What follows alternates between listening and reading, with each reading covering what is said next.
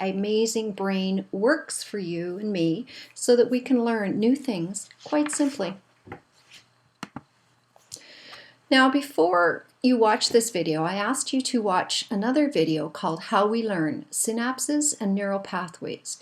If you haven't already done so, make sure when you finish this video, you go back out and go into the module and have a look at that video.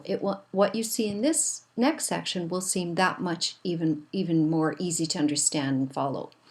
The original video source for that one is from The Human Body by BBC Films. It's a great short 20-minute YouTube video. Check it out. Enjoy it. As you learn from that video, information or knowledge is really just an electrical signal that takes place in the brain. Whether it's a complex algebraic formula, or the ability to speak 5 languages and translating from 1 second from one language to the next, or a very simple task like your brain telling your finger that stove you just touched is hot, you'd better move now or you'll be burnt. The processes for all of those learning curves are the same. We just get an electrical signal that flows through the brain and sends a signal. There it is, right there. All right, the next thing, as you learned on there, the brain cells are made up a series of what we call neurons. Now, the purpose of the neurons are a very basic structure of the brain, and they gather and transmit electrochemical signals. So electricity and chemicals, all there is to the brain. One part of the brain includes the dendrites, and I'm just going to grab the pen and show you these branch-like structures that come off on the ends of a nerve or neuron. Those are called dendrites, and they play an extremely important role in learning. They act as an antenna for receiving signals from the other cells. So you can see right here, they're all ready. Right here, these branches are ready to take in information from another cell. Another important part are, can we grab the pen again, the axons. And these sort of flattened oval-shaped objects that are kind of linked together like a chain allow the neurons to send information from one cell all the way through to the next one, out the dendrite to the next one. Axons and dendrites grow when you learn new ideas. And you see this axon is growing. The long-coded axons are a result of repeated information. Now they're coded with what's called the myelin sheath, and that's simply information, or that's simply a coating that is there to protect the axon. Most importantly, you need to know the two terms, axon and dendrite. The more you learn, the more those dendrites grow. They repeat and they grow. Repeat, grow, repeat, grow. Dendrites and axons continue to grow until they form a connection with another neuron. And once that happens, you now have a pathway that is wired into your brain.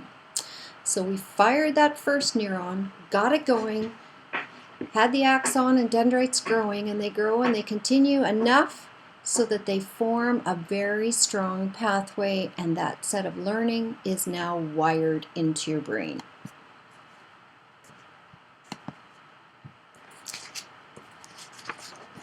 Oops, I just missed a slide there. Once the connection is made, information flows freely back and forth between those neurons. Okay, let me just move ahead now to the next step. And what we've got here is dendrites and axons, therefore, grow when they practice the same thing over and over, and that is what we call learning. On the opposite side, if you don't practice information, dendrites and axons die when they're not used, or we call that forgetting. So you leave it alone, you walk away, you forget it. You practice, you repeat it, you remember it. To learn then, we need to fire these neurons up and wire a pathway, and I'm just going to draw a pathway here. We need to wire a pathway from one neuron to the other. So we need to get those dendrites and axons growing. And there we have, we're firing and wiring so that we have a path for electric impulses, electrochemical impulses to go through from one neuron to the next. Now we talk about what happens if you forget to practice. Well, what you see in front of you now is called the forgetting curve. The vertical axis represents the amount of information that you remember at a given presentation. The horizontal axis represents the number of days. So this side, we've got 5 days, 4 days, and so on. So top is amount remembered. The right-hand side is the number of days. So here's how the forgetting curve works. Let's say you attend a lecture and you get some information. So within a few moments, you'll remember, not everything, but you'll remember a good chunk of information, even from a 5-minute or from this presentation. You might remember almost 100% of the information after you're finished. But if you don't practice, watch what happens. By the end of 5 days, you've forgotten almost 100%. Now, if you repeat, that green curve shows that you're starting to remember more. So after day 1, you practice, and by day 5, you've remembered a significant amount more than you would have if you hadn't practiced. Repeat again, or not the next day, the next time, if you repeat again, you'll also have had an opportunity to increase the amount remembered. So the green is getting better and better, and by the 3rd time, if you've rehearsed that information 3 times, you'll remember almost all of it within 5 days. So, of course, that doesn't apply to every single concept you lose. The main point of this is that the more you practice, the more you learn, or the less you practice, the more you forget. Bottom line from this comes to important to remember to fire up those neurons, get them going, get them active, get them engaged. Practice so that you wire that information into the form pathways through your brain, and so that you have a place for those electrochemical impulses to go. So fire and wire up to learn.